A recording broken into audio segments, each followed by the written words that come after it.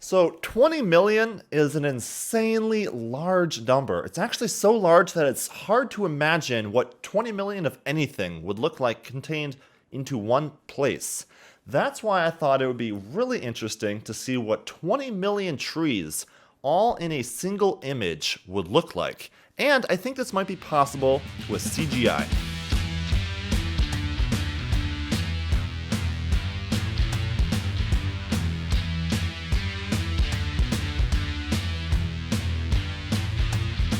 Some of you guys might be asking why I'm creating 20 million trees in CGI today, and that's because I'm partnering with Mr. Beast, Mark Rober, Dustin from Smarter Every Day, and thousands of other YouTubers to try and do something completely amazing. That's right, guys, we're all working together to plant 20 million trees. I feel like so often we all take from this planet, and this is a great opportunity to finally give something back to it. We're working together with the Arbor Foundation to raise money to rebuild some of our forests. And for every dollar donated on the website teamtrees.org, a tree will be planted because of you. 20 million is an insanely large number. But that's what's awesome about YouTube and our community. I believe that if we all work together, we can raise enough money by the end of 2020 to replant 20 million trees. So why not join me and most of YouTube in giving back to Mother Nature by going to teamtrees.org and planting a few more trees on this beautiful planet. Come on, guys, we can do this! So as you guys would expect, I'm going to be using Blender for this CG experiment, and I'm going to probably be pushing it to its limits because 20 million trees is going to be a whole ton of vertices.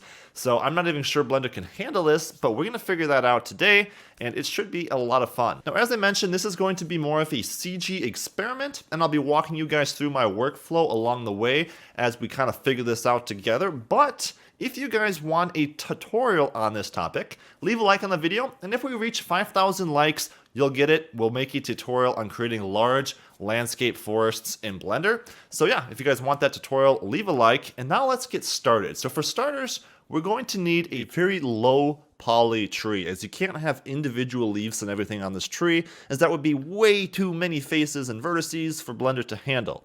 So what I did is I went out and I shot a bunch of textures of leaf branches, so a bunch of leaves on a branch, and what I did then is I opened those branches up into Photoshop and created a simple alpha mask and isolated just those branches from the background, and then just did a little bit of cleanup to remove any shadows and stuff. So then instead of using individual leaves and branches in Blender, I'm just going to create a base tree and then use these branches instanced onto that tree. Hopefully it will work. So here I'm just base modeling a basic tree now using a sphere in Blender to get a very simple tree shape without many vertices. That's why I'm doing it all by hand, because I can really do it with the fewest amount of vertices. And I'm just going around and extruding out branches out of this cylinder that I've created here, using the 2-sphere option to kind of round out those faces to make them a little bit more rounded, and then just adding some random variation to these branches, extruding them out, scaling them down, and basically putting as many little branches and stuff as I can while keeping the vertice count way down. And as you can see here, we're left with a simple low poly tree. This is only 366 vertices, so very low poly and perfect for our needs. So then with that branch texture in Blender, I just created a very simple material using the principled shader and then an add shader with a translucent shader and a mix shader with that transparent shader to add the alpha mask back in. Really simple stuff. I also added a little bit of random variation to the color of those leaves, as you might have seen me do in some of my previous tutorials. I then just added some simple roughness and bump mapping to that branch in Blender, some very simple node setups as you can see here. I then added a bit of randomness to the geometry of that branch, making it look a little less flat, giving it a little bit of curvature to give a little bit of dimension, you could say, to that branch. And then you can see in rendered view, this is actually looking pretty good. So then I went about creating a particle system on that tree so we can instance those branches all over the tree. So I'm just selecting the vertices that I want those branches emitting from and creating a vertex group out of them. And then with a simple hair particle system on that tree, I'm just going to go down and grab that object that I created as the branch. If you wanted to create variations of this branch, like I did in some of my other trees, you can go ahead and do that and then use it as a collection. But here I'm just using that single branch. I then changed the object rotation to be on the Z axis, so all the trees were pointed upwards, and then I could just randomize that a bit to pull them down a little bit less uniformly. This makes the tree growth look a lot more realistic though, as tree branches always grow upwards towards the sun, and then adding a bit of randomization so they kind of fall down away from it makes it look pretty realistic, I found, in the distribution. I of course needed to increase the amount of transparent light bounces in Blender's settings to allow for that many transparent materials to be on top of each other without getting some weird black boxes. And then after throwing a quick and dirty bark texture onto that tree and giving it some basic UV unwrapping, we were ready to go ahead and start instancing these trees across a landscape. Obviously the details on a low poly tree like this aren't that important, as you're imagining that this is going to be instanced 20 million times and no one's going to notice a little bit of a texturing error on the tree trunk. So quick and dirty worked just great for this. As long as we had the basic materials and translucency set up, we're going to be ready to get some good looking results. And as you can see right there, our finished low poly tree is just around 2,200 vertices. Hopefully that is small enough that we can fit 20 million of these in a scene. So there was our finished materials. Just getting the light transparency working was really the most important factor on this tree. But with that set up, we were ready to start instancing these trees across a landscape.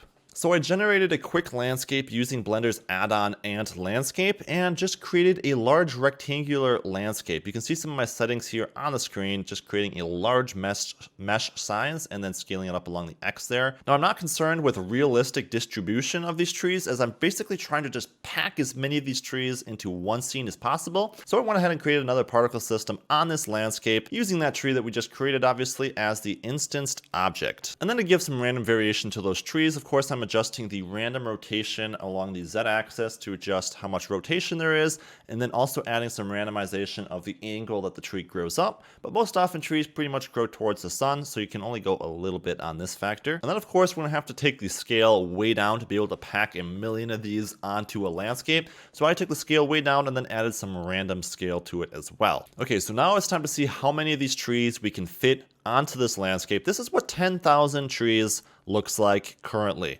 And as you can see when I zoom out here, there is quite a few of them. At just 10,000, this is a lot of trees. So it's going to be kind of mind-boggling to add 20 million of these when 10,000 looks like this many. So, okay, let's see what 100,000 looks like. So increasing the number to 100,000 instance trees, and you can see already we have what looks like a massive forest. And it's because 100,000 trees is a massive forest.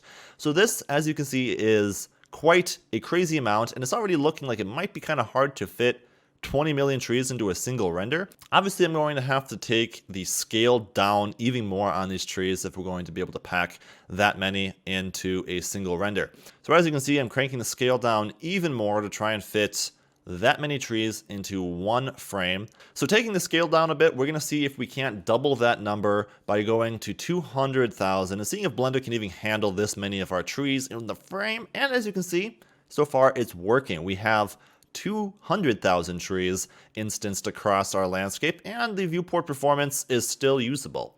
So why not push it even further? As you can see, I'm starting to get a bit of lag in the viewport here, but we're going to see if we can't get 500,000 trees visible in the viewport here.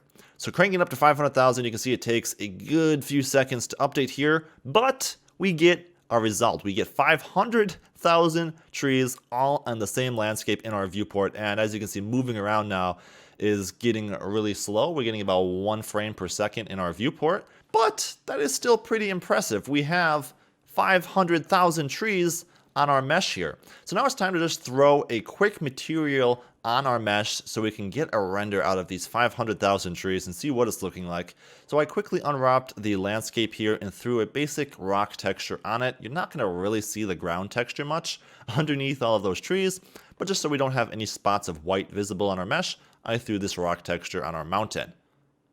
So just positioning the camera to try and fit as many of those trees in the frame as possible into a single image is a little challenging, but I picked an angle that would fit 95% of those trees in a single image, and it was time to render. So as soon as I started rendering 500,000 trees, I started getting excited about 20 million actually being reachable. As you can see, this is working pretty well, and you can easily see like the individual trees. We have 500,000 of these trees, and they're actually rendering pretty well on our landscape. So I'm thinking at this point, if we can crank the scale down a little bit, we might be able to boost those numbers up a bit, and it's possible that we could reach 20 million trees in our scene.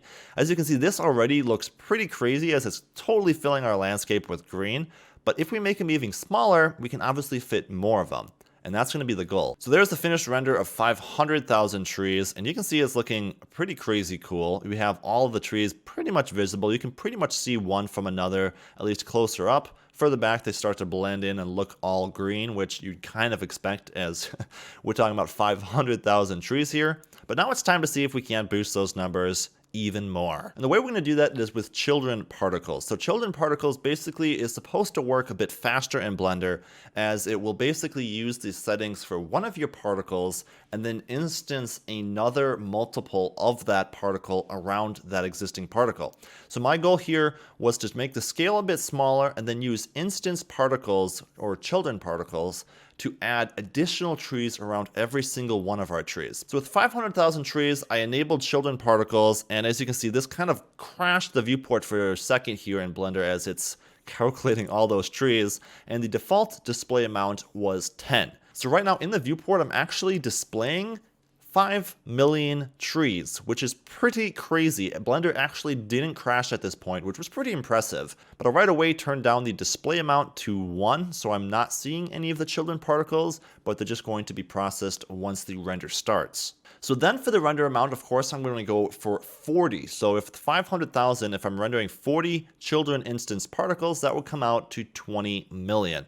So with the settings set up and adding some random scale as well to those children particles, we're going to see if it's possible, fingers crossed, if we can render 20 million trees, and I'm really excited to see what this looks like. So here's the moment of truth, guys. We have all of our particles instanced across the board at 500,000. We're going to times that by 40 using children instance particles, and it's time to render. So right off the bat, I was afraid that Blender crashed because it sat at a blank screen for a good 2 minutes, and then things started happening. Things started processing. As you can see, the scene BVH started updating. I jumped to the task manager, and Blender was currently using 21 gigabytes of system memory to process all of this information, which luckily I have 64 gigabytes on this system, so we had plenty to spare there. And after 8 minutes of looking at a blank screen, finally, results started to show up on the screen, and we started to have some trees being rendered. As you can see right off the bat, this is looking pretty insane. This is being rendered at 4K, and as you can see, as the scene sort of comes about here, it's kind of hard to determine one tree from the next. It basically looks sort of like moss, actually, which is pretty cool looking.